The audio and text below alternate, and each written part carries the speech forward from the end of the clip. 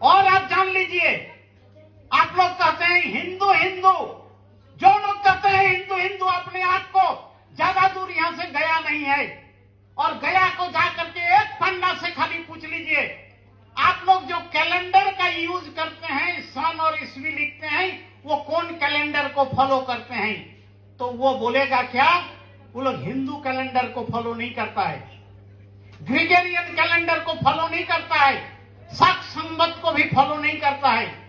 वो लोग लिखता है फसली कैलेंडर। मुखिया जी वहां जाइएगा तो कभी पूछिएगा पंडा लोगों को, कौन कैलेंडर के अनुसार आप लोग लिखते हैं? वो बोलेगा फसली कैलेंडर। और फसली कैलेंडर को कौन शुरू किया था? अरे ये तो शुरुआत अकबर किया था।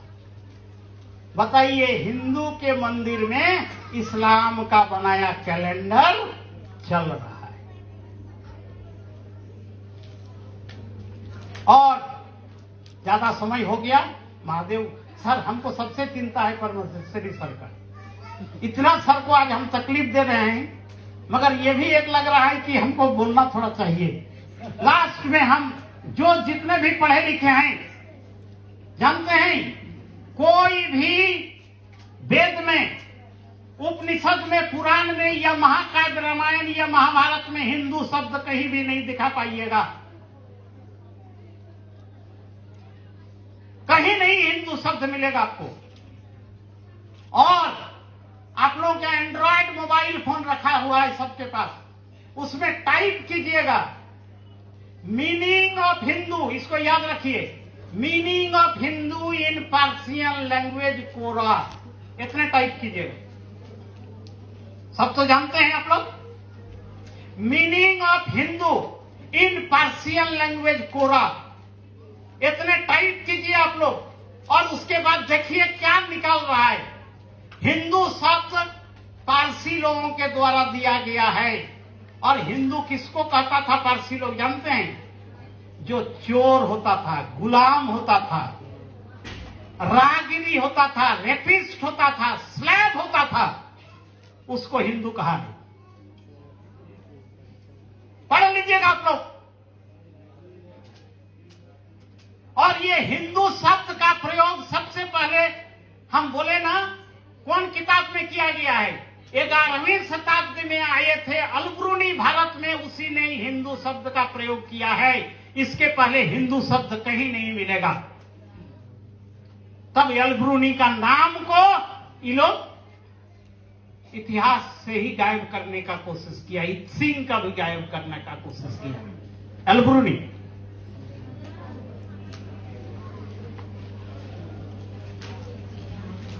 और पढ़ लीजिएगा आप लोग, उसमें क्या दिया है हिंदू का। जानते हैं, हम गए हुए थे जगह पर जाकर के, क्योंकि पेपर प्रेजेंट करना रहता था। हम गए थे कैलिफोर्निया, वहां पर खाना खा रहे थे। तो वहां चूंकि वर्ल्ड लेवल के सब साइंटिस्ट लोग जमा होते हैं, तो हमको पूछा गया आप कौन धर्म को बिलोंग करते हैं? हम असमंजस में पड़े। तो हम बोले संवैधानिक दृष्टिकोण से हम हिंदू हैं, मगर सामाजिक दृष्टिकोण से हम हिंदू नहीं हैं, हम एनिमिस्टिक हैं। इतना मोटा साइक्लोपीडिया निकाला और पढ़ा, बंद किया। और जितना लोग हमारे एक साथ टेबल में खाना खा रहे थे, सब लोग हमको छोड़ दिया, उठ के चला गया, हम अकेले बच गए। हमको समझ में नहीं आया ये क्यों किया लोग। बाद में हम जाकर के उससे पूछे तो बोला क्या, सर आप अपने तो कहे थे हिंदू, और हिंदू का अर्थ जानते हैं क्या होता है? चोर, उचक्का, डकैत, राहगीरी, जिस पर कोई विश्वास करना। इसी के चलते यहाँ का भारत का प्रधानमंत्री नाम सीधे लेने से बड़ी मुश्किल हो जाता है हम लोगों को, मगर नाम लेना भी चाहिए क्योंकि वो किए हैं। और हम बात बोले जक्सटापोजिशन में हम बात कर रहे हैं। अमेरिका क्या किया था, इसको अपने यहां वीजा नहीं देता था कि मेरे यहां नहीं आने देना है, देंगे आपको, रोक लगा दिया था। और रोक को हटाया। और पहला बार रोक के बाद भारत जब नरेंद्र मोदी पहुंच रहे हैं, हमारा प्रधानमंत्री नरेंद्र मोदी, नाम मत लीजिए आप लोग, मान लीजिए हमसे स्लिप हुआ, भारत का प्रधानमंत्री वहां जब पहुंच रहे हैं तो वहां क्या बोल रहे हैं जानते हैं? हम बुद्ध के देश से आए हैं और हम युद्ध नहीं चाहते। वहां जाकर के आप बुद्ध का नाम ले रहे हैं और यहां आकर के राम का युद्ध का बात कर रहे हैं। हमारा आराध्य देवता राम है। ये तो दो तरफा, दो मुहैया के जैसा नीति आप ले रहे हैं। हाँ, आप वहां भी जाके बोले लिखा देते हम राम के देश से आए, बुद्ध का क्यों नाम लिया?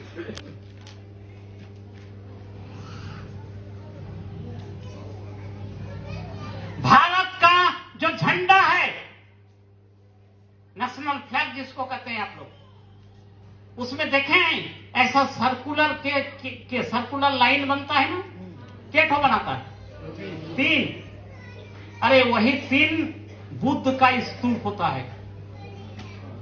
और आपका झंडा में अशोक का चक्र है और अशोक स्तंभ वहां दिया हुआ है आपको।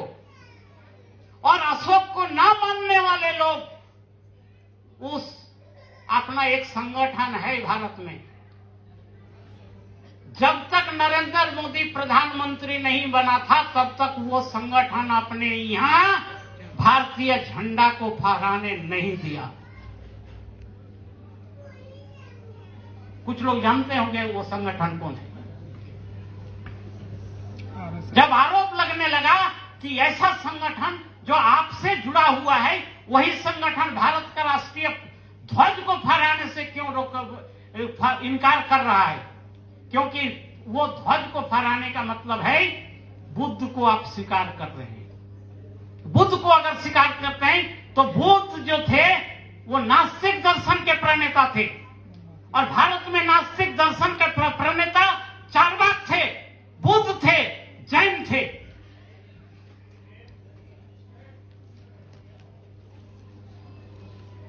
और बाकी यहां आप लोग जानते हैं 60 दर्शन, भारत में 9 दर्शन है।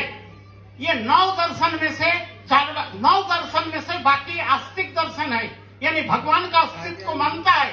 और ये तीनों दर्शन भगवान का अस्तित्व को मानता नहीं है। उसमें सबसे अच्छा दर्शन है चार्वाक का दर्शन, नास्तिक दर्शन। पूरा यूरोप अभी उसी चार्वाक के अनुसार चल रहा है। चार्वाक क्या बोल रहा है? पियो, खूब पियो और तब तक पियो जब तक जमीन में लेट न जाओ। पियो और पियो, खूब पियो, तब तक पियो जब तक जमीन में। क्या बात कर रहा है वो चार्वाक? उसका कहने का मतलब है जो भी काम कर रहे हो वर्तमान में, उस काम में अपना मन को इतना ज्यादा लगा दो और वो मन को तब तक लगाओ जब तक तुम मर नहीं जाते हो। इसी के चलते यूरोप का लोग को आज जाकर के देखिए 24 घंटा में 12 से लेकर के 14 घंटा काम करता है और हम लोगों की यहां 8 घंटा ड्यूटी देते हैं तो सब लोग 4 घंटा के बाद भागने के लिए फिरा रहता है।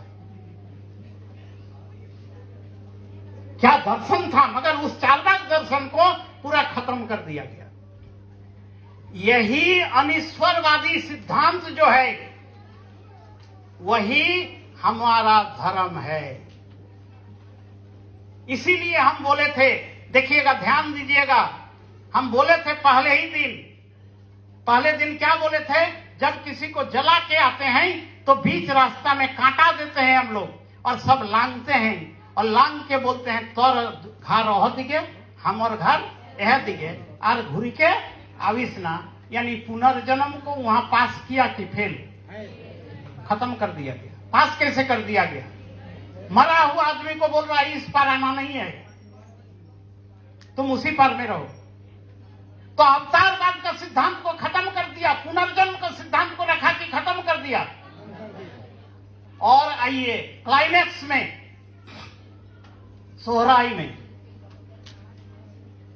परब तिहार बछरे बछरे घूरी फेरिया रे बाबू मरल मानुष घूरी नहीं आवय।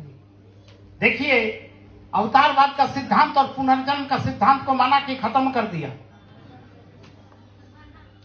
कैसे मान लिया? मरल मानुष घूरी नहीं आवय, और कभी नहीं आएगा वो, तो पुनर्जन्म होगा उसका, और नहीं होगा तो अवतार होगा। राम क्या है?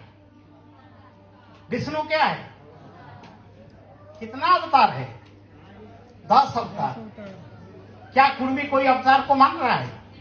अगर नहीं मान रहा है तो कैसे अपने आप को कह दे रहे हैं कि हम हिंदू हैं?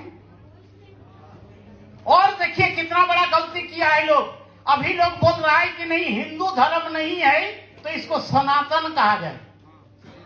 सनातन कर रहा है। अब सनातन का मतलब जानते हैं क्या होता है? लोग बोलता है आदि काल से चल रहा है। आप लोगों के पास डिक्शनरी में सबके पास होगा, जाकर के देखिएगा। सनातन का मतलब वो नाउन नहीं है, संज्ञावाचक नहीं है, वो गुणवाचक है, मतलब एडजेक्टिव है। जैसे अगर हम आप लोगों को किसी को बोलें जाइए मिठाई खरीद के ला दीजिएगा, दुकानदार को आप जाके बोलिएगा मिठाई दीजिए, दुकानदार देगा आपको? देगा या नहीं देगा?